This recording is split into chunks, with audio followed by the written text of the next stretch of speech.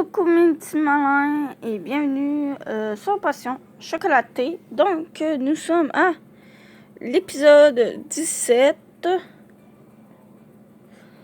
des sentiments impossibles à cacher. Donc du coup c'est une histoire bonus aussi. Luna? Hein, pourquoi Jean est là? Désolée, tu dormais déjà? Non. J'étais encore réveillée. Qu'est-ce qu'il y a? J'ai oublié de te dire quelque chose. Qu'est-ce que c'est? Des beignets? Je me lève et me tourne vers Jean. Son regard... c'est pas son regard, mais son regard est dirigé vers moi. Aujourd'hui, ça m'a vraiment aidé que tu suives mes ordres. Je te remercie. Hein? Je me disais que tu es devenu plutôt doué pour aider. Ton service client et tes préparatifs sont complètement différents par rapport à avant. Qu'est-ce qu'il y a, Jean? Que veux-tu dire? Tu es plutôt franc. Ça ne te ressemble pas. Alors que je te félicite. Tais-toi et écoute. D'accord. Ah, mais... Quand la cliente m'a demandé notre astuce pour les truffes, j'ai voulu lui répondre. Ah, je vois. J'ai pensé à plein de choses dans ma tête, chercher quoi dire pour la satisfaire. Mais au final, je n'ai rien trouvé. Il vient juste de me faire un compliment et j'ai un peu gâché l'ambiance. Mais il fallait bien que je dise ce que je pense. Et puis June a dit que je l'avais parfaitement aidé en plus. J'ai gardé le silence à ce moment-là pour ne pas gâcher l'ambiance, mais quand je suis seule avec Jean, je peux tout lui dire, alors je dois en profiter. Et aussi, tu étais un peu embarrassée, j'ai trouvé ça très mignon. De quoi? Rien du tout. Bref, je suis désolée, Jean. Ce n'est pas la peine de t'excuser comme ça, enfin. Le fait est que j'aurais dû pouvoir m'occuper de tout ça tout seul. Mais non, enfin, tu l'as dit toi-même, n'est-ce pas? L'écran n'est pas pareil sans tous les frères... Oui, c'est ça, sans tous les frères réunis. Bon. Ah. Jean acquiesce, semblant enfin comprendre ce que je veux dire. Et c'est parce que vous êtes tous les quatre capables de vous entraider et de vous rattraper. Pas vrai? Vous pouvez chacun ouvrir les faits. Je déteste ça. Faiblesse des autres pour travailler ensemble. Vous ne pourriez pas faire ça avec d'autres employés. Tout cela fonctionne parce que vous êtes l'écran. Ça peut être raison. Je sais que je cherche encore ma place parmi vous, mais je vais faire mon possible pour la trouver au plus vite et me rendre utile à vous tous. Je pense que tu as déjà trouvé ta place parmi nous, mais j'ai hâte de te voir continuer à progresser et t'améliorer. Il esquisse un petit sourire, mais ce n'est pas un sourire moqueur ou taquin comme si souvent, mais un simple sourire intentionné. Je regrette immédiatement que son visage soit à moitié dans l'ombre et que je ne puisse pas le voir entièrement. Ah, on discute dans le noir depuis tout à l'heure, désolé. Pas la peine de t'excuser, c'est un peu de ma faute aussi. Non, Jean. Merci de m'avoir dit tout ça. Tu as de l'influence sur moi, on dirait. Et puis surtout, je me sentirais mal si tu partais à nouveau. Jean laisse échapper un sourire puis quitte la chambre. Je me remémore ensuite les mots de Jean. Jusqu'à présent, il disait toujours que ça ne me concernait pas. L'entendre dire que j'ai de l'influence sur lui et qu'il se sentirait mal si je pars à nouveau me rend heureuse. Si ça me rend heureuse, je me demande à quel point je le serais si j'étais précieuse pour Jean. Moi que se met à battre en pensant à Jean. Je ne pourrais bientôt plus cacher ses sentiments. Je réalise avant de m'endormir. Bon, les lunettes qui tombent. Depuis que je réalise mes sentiments pour Jean, ma vie dans la maison à Aoi est devenue difficile. Par exemple, aujourd'hui, je devrais prendre un bain. Je me dirige vers la salle de bain et trouve le pantalon de Jean par terre. Mais c'est quoi ça?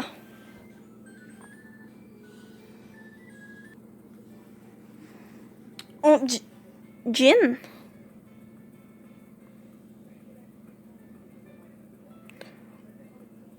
Oh, désolé, j'ai oublié mon téléphone dans la salle de bain.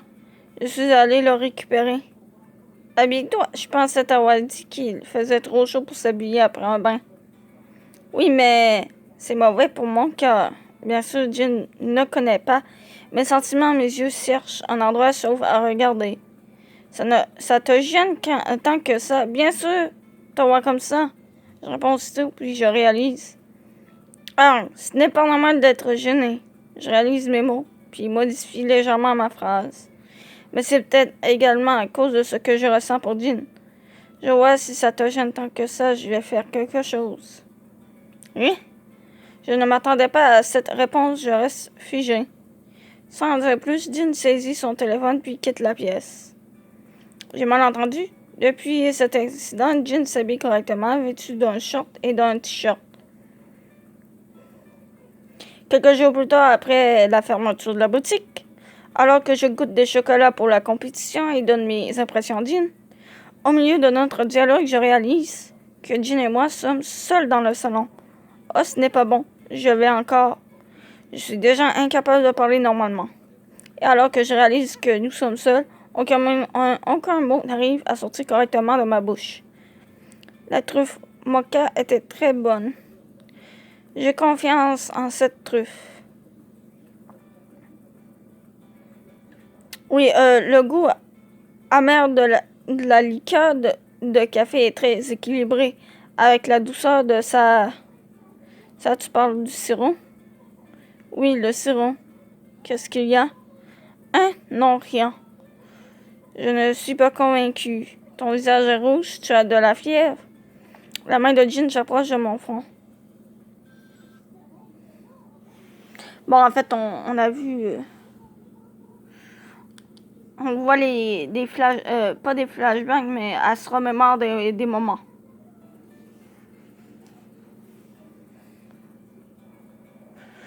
Je ne suis pas convaincue. Ton visage est rouge, tu as de la fièvre. La main de Jean s'approche de mon front sans m'en rendre compte. Je ferme les yeux. Je ferme les yeux et attends que Jean touche mon front. Ton visage est rouge, mais tu ne sembles pas avoir de fièvre. La sensation de sa grande et douce paume me rend heureuse, mais également si gênée que mon cœur se met à battre bruyamment. C'est juste que je rougis un peu, ne t'inquiète pas pour ça. J'espère. Jean semble me questionner après mes paroles. Je sais que c'est louche, mais je suis plutôt douée pour faire comme si de rien n'était dans ce genre de situation. Plus important, mes impressions. Oui, tu as raison, dis-moi tout. Désolée, où en étions-nous? Tu es sérieuse? Jean semble légèrement frustrée. Je baisse les yeux. Une nuit alors que je passais devant la chambre d'Ibuki pour étendre ma lessive sur le balcon, Luna, quelque chose s'est passé entre Jean et toi? Je suis surprise par cette question soudaine venant d'Ibuki. Hein, pourquoi? Ces derniers temps, quand tu parles à Jean, tu sembles avoir du mal à rester calme. Ce n'est pas la peine de mentir et de me dire que ce n'est pas vrai. Je le vois. Ah, si je peux te poser une question privée, tu es intéressé par lui en tant qu'homme?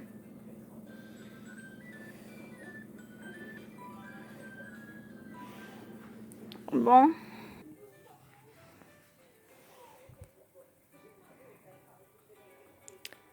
S'il peut en dire autant, ça va être difficile de me cacher. J'acquiesce résigné. Oh, je vois.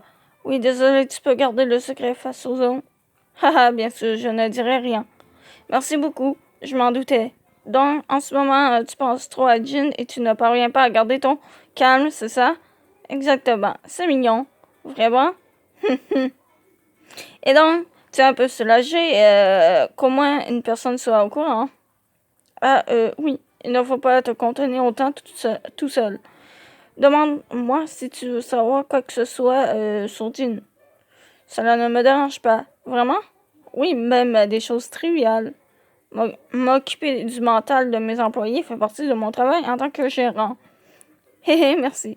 S'il se passe quelque chose, viens me demander conseil.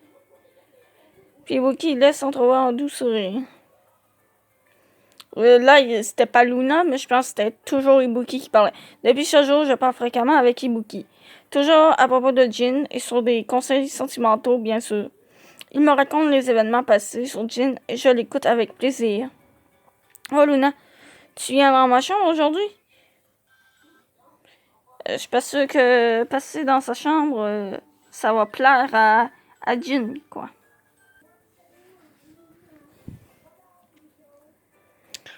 Oh Luna, tu viens dans ma chambre aujourd'hui? Même aujourd'hui, il me demande si j'ai du temps. Je secoue la tête. Désolé, je ne peux pas aujourd'hui. Hein? Ça n'a pas marché hier? Qu'est-ce qu'il y a? Le design de mon magazine est terminé. Mais il y a de nombreuses choses qui ne sont pas comme je l'ai imaginé, donc je dois le corriger. Oh, je vois, ça fait partie de l'édition. Oui, le design est fait en premier. Donc, si je ne me presse pas, les designers vont s'impatienter. Tu as dormi correctement hier? Tu vas bien? Hé hé, je vais bien. Regarde, je suis à Luna. Je retourne pour montrer mon énergie. Puis mon pied trébuche. Je trébuche et Buki me rattrape aussitôt. Désolé. Hein? Dans les bras d'Ibuki, je le regarde. Pour une raison que j'ignore, Ibuki ne bouge pas. Ibuki? J'entends ensuite la porte du salon s'ouvrir. Tu es là, Luna? J'ai besoin de Jin en parlant, puis ses yeux se dirigent vers les miens, puis sur moi dans les bras d'Ibuki. Les yeux de Jin s'ouvrent en grand. Ok. Je me demande si c'est pas la fin.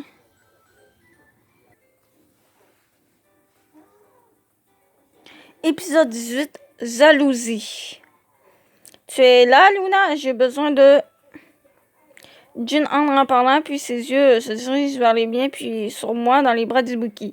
Les yeux de Jin s'ouvrent en grand. Que faites-vous, tous les deux?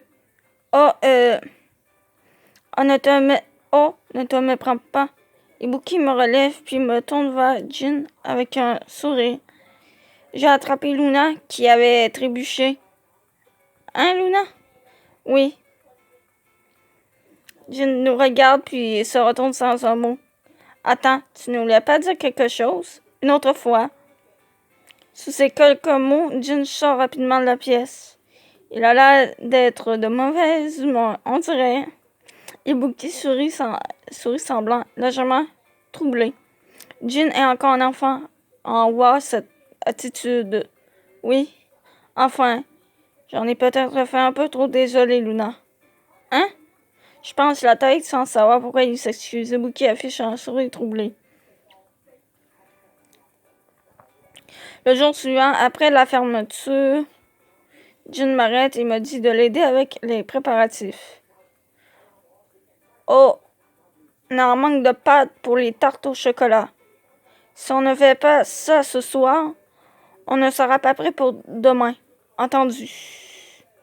Normalement, la plupart des préparatifs se font le matin, mais il faut laisser reposer la pâte toute la nuit. Les jours chargés, ils ne peuvent pas préparer la pâte pendant les heures d'ouverture. Je dépose silencieusement la quantité de farine que Jin m'a donnée dans le récipient. Jin semble faire d'autres pâtes.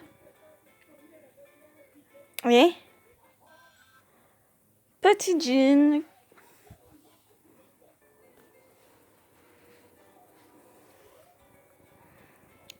Donc, hein? Après un moment, je réalise que Jin ne parle pas. Je laisse Jin me fusille du regard. Il ne semble pas de très bonne humeur, mais ce silence est gênant. Je m'apprête à parler. Bon, parler du travail. Tiens, voilà. Au fait, à propos de mon livre, mes collègues ont fait de bons articles. C'est un bon challenge pour moi. Intéressant.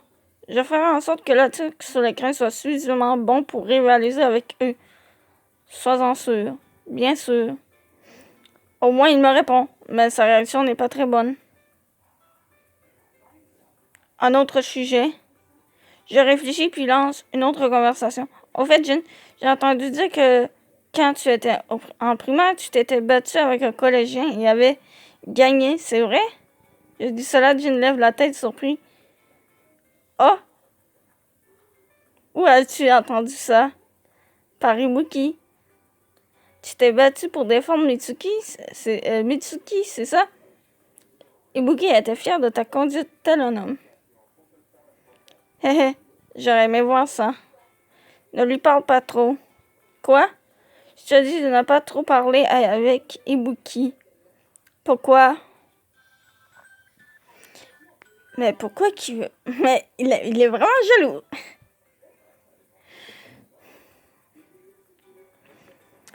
Bon, je te dis de ne pas trop parler avec Ibuki. Ça, on sait. Pourquoi? Ça aussi, on sait. Je demande bêtement, il me regarde d'un air strict. Parce que, ok? Mais la discussion est terminée au travail. Hein? Pourquoi je ne comprends pas? Ben, je suis la goûteuse de gin. Il s'y prend cette décision. Je comprends. Je ferai ce que tu voudras, Jin. J'éviterai Ibuki autant que possible. J'acquiesce. Luna. Je lève la tête vers la voix appelant mon nom. Jin semble surpris. Jin? Non, désolé, quelque chose ne va pas avec moi. Je n'ai pas le droit de te donner de tel ordre. Tu peux parler avec Ibuki autant que tu le souhaites. Qu'est-ce qu'il y a? Me dire que je ne peux pas, puis ensuite que je peux. Je suis ta goûteuse officielle, donc s'il y a une raison à ton choix, Goûteuse, hein? Oui. Si tu aimes Ibuki, alors tu devrais être sa goûteuse. Hein? Qu'est-ce qu'il raconte? J'aime Ibuki?